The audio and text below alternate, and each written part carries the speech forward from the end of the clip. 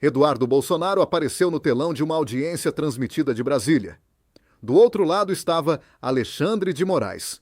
Nenhum dos dois deveria dirigir perguntas diretamente ao outro. O encontro tinha regras rígidas, tempo controlado e mediação de juristas. As regras duraram menos de 10 minutos.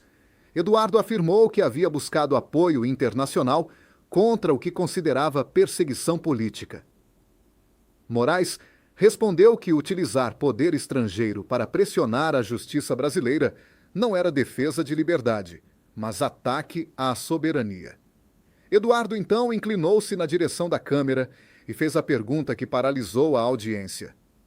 Se denunciar um abuso fora do país é crime, quem pode denunciar o abuso quando o próprio acusado diz que todas as instituições daqui já o condenaram antes de ouvi-lo? Durante alguns segundos, Moraes não respondeu. Os jornalistas pararam de digitar.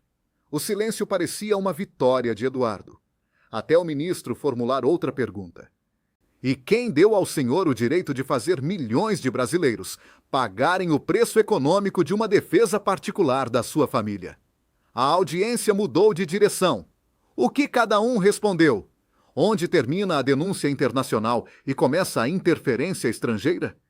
E por que nenhum dos dois conseguiu sair daquele confronto sem enfrentar a própria contradição? A audiência havia sido organizada por uma comissão acadêmica internacional para discutir soberania, liberdade de expressão e limites da atuação política no exterior. Eduardo participava por videoconferência dos Estados Unidos. Moraes comparecia como autoridade convidada para defender as decisões das instituições brasileiras. A mediadora abriu. Senhor Eduardo, por que buscar apoio de autoridades estrangeiras? Ele respondeu. Porque os canais internos estavam fechados. Quando uma pessoa acredita que está sendo perseguida, tem o direito de buscar atenção internacional. Moraes fez uma anotação. A mediadora perguntou. Ministro, internacionalizar uma denúncia é crime? Não. Levar uma petição a organismo internacional, contratar defesa, denunciar publicamente ou criticar decisões são condutas legítimas. O problema é articular sanções, tarifas ou medidas para coagir julgadores e alterar um processo. Eduardo respondeu: essa é a interpretação do tribunal que me condenou. É a conclusão baseada nas provas analisadas. Provas selecionadas por quem já me considerava culpado. Moraes levantou os olhos. O senhor teve defesa técnica.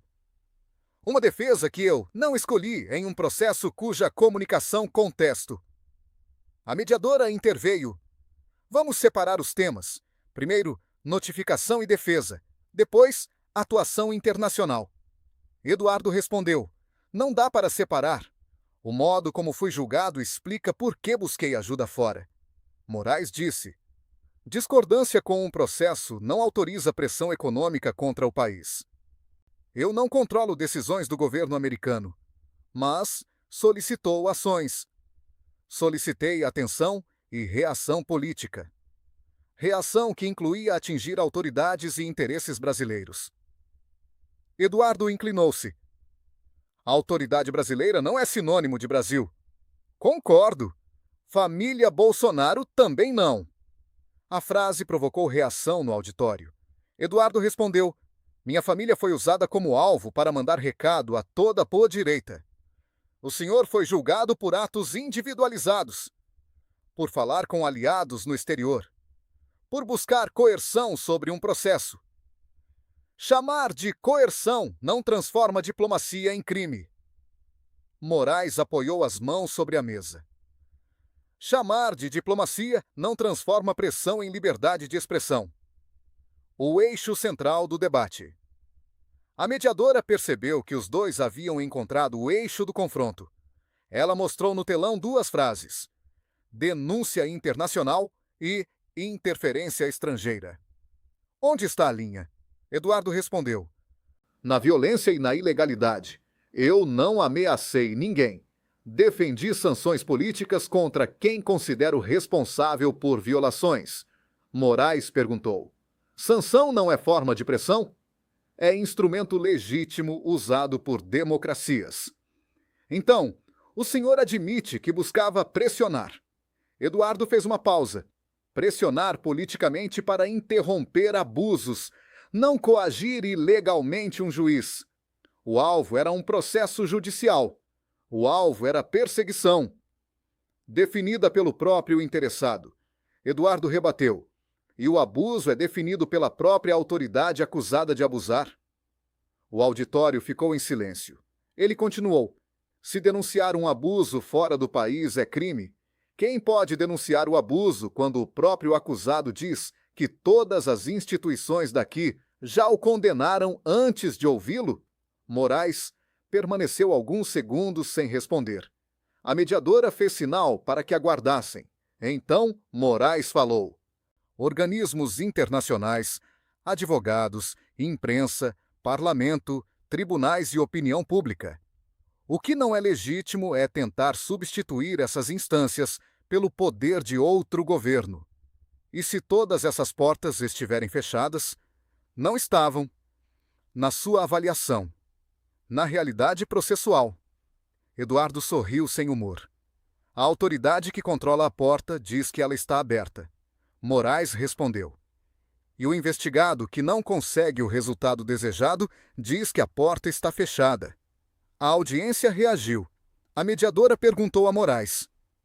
Existe risco de uma corte tratar crítica política como ameaça institucional? Existe em qualquer instituição. Por isso, decisões precisam ser fundamentadas, colegiadas e sujeitas à revisão. Revisão pelos mesmos ministros? Interrompeu Eduardo. Pelo sistema constitucional brasileiro. Um sistema não se torna infalível porque está escrito, nem se torna ilegítimo porque condenou sua família. Princípios e limites. A tensão aumentou.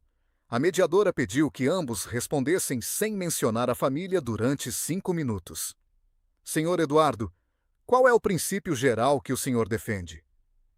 Que cidadãos podem buscar apoio internacional quando direitos fundamentais são violados.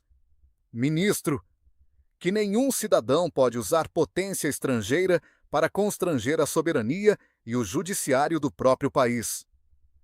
Esses princípios podem coexistir? Eduardo, podem, se crítica e sanção individual não forem confundidas com ataque ao país. Moraes, podem, se denúncia não for instrumento para obter resultado processual pela força econômica. A mediadora chamou um professor de direito internacional. Sanções individuais contra autoridades são sempre interferência? Ele respondeu. Não há resposta simples. Dependem da base legal, do objetivo, da proporcionalidade e da forma como foram solicitadas. Eduardo apontou.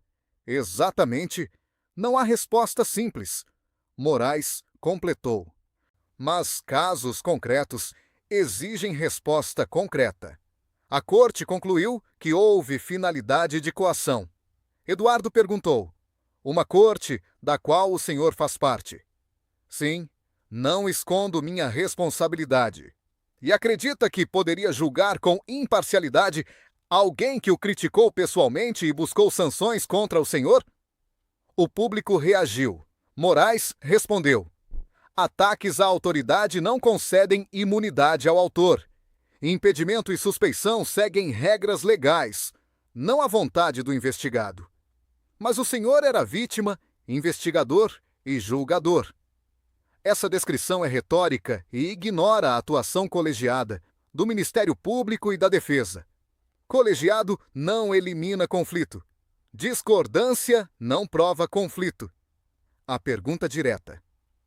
A mediadora interveio antes que os dois falassem ao mesmo tempo. Ministro, agora, sua pergunta direta. Moraes olhou para o telão. Quem deu ao senhor o direito de fazer milhões de brasileiros pagarem o preço econômico de uma defesa particular da sua família? Eduardo ficou em silêncio. A pergunta atingia o ponto mais vulnerável de sua estratégia. Não aceitei que brasileiros pagassem preço algum. Tarifas atingem empresas, empregos e consumidores. A decisão foi do governo americano. Uma decisão que, segundo a acusação, o senhor buscou estimular. Eduardo respirou fundo. Eu acreditava que uma reação externa era necessária para impedir algo pior. Pior para quem? Para a democracia brasileira. Ou para seu pai? Eduardo não respondeu imediatamente. Para os dois, Moraes continuou. Essa é a confusão central. O senhor transformou o destino de uma pessoa em medida da democracia inteira. Eduardo respondeu. E o tribunal transformou a punição de uma família em símbolo de defesa institucional. Moraes inclinou-se. Seu pai foi condenado por atos, não por sobrenome. E eu também? Sim. Então por que toda a narrativa pública começa pelo meu sobrenome? A pergunta gerou murmúrios. Moraes respondeu. A relevância política da família explica a atenção pública. Não substitui a prova. Eduardo assentiu lentamente. Essa é uma resposta melhor do que fingir que o sobrenome não importa. Inversão de argumentos. A mediadora propôs um exercício. Cada um deveria formular a melhor versão do argumento do outro. Eduardo começou. O argumento do ministro é que nenhuma democracia sobrevive se políticos puderem convocar governos estrangeiros para punir juízes sempre que perderem um processo. Moraes confirmou. Correto, chegou a vez dele.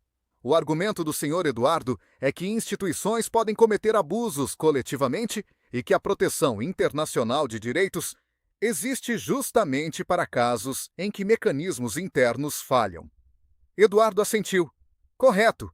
A mediadora perguntou. Onde cada argumento deixa de ser legítimo? Eduardo. Quando proteção internacional vira justificativa para prejudicar inocentes. Moraes.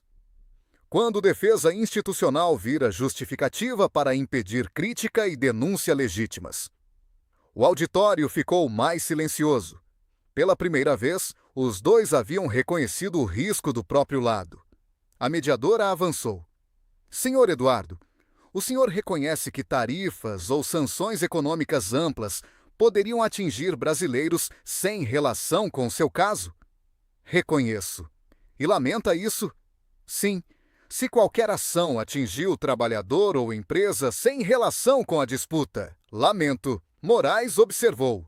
Ministro, reconhece que decisões judiciais contra figuras políticas precisam de cuidado extraordinário para não parecerem perseguição? Reconheço. Fundamentação, transparência e colegialidade são essenciais. Eduardo perguntou. E houve transparência suficiente no meu caso? A corte entende que sim. Não perguntei pela corte, perguntei pelo senhor. Moraes fez uma pausa. Acredito que as decisões foram públicas e fundamentadas, mas instituições devem sempre explicar melhor, especialmente em ambiente de desconfiança. A resposta não era uma concessão jurídica, mas tinha peso político. Considerações finais. No bloco final, a mediadora apresentou 3 hipóteses. Um opositor brasileiro denuncia tortura a organismos internacionais. Ambos consideraram legítimo. O opositor pede bloqueio de bens de um agente público supostamente envolvido. Eduardo considerou legítimo se houvesse evidência. Moraes disse que dependeria do procedimento e da finalidade. O opositor pede tarifas contra todo o país para alterar uma decisão judicial. Moraes considerou coerção. Eduardo hesitou. Tarifa ampla é difícil de justificar. A audiência reagiu. Moraes perguntou: então, reconhece o limite? Reconheço que atingir o país inteiro não deveria ser a primeira nem a melhor resposta. Mas foi uma resposta que o senhor celebrou. Eduardo respirou fundo. Em um contexto de desespero político, talvez eu tenha subestimado o custo coletivo. A frase tornou-se o principal corte do lado institucional. Eduardo, porém, não havia terminado. Agora o senhor precisa responder. Em nome da proteção institucional, o Supremo subestimou o custo coletivo de concentrar tanto poder em decisões individuais? Moraes ficou em silêncio.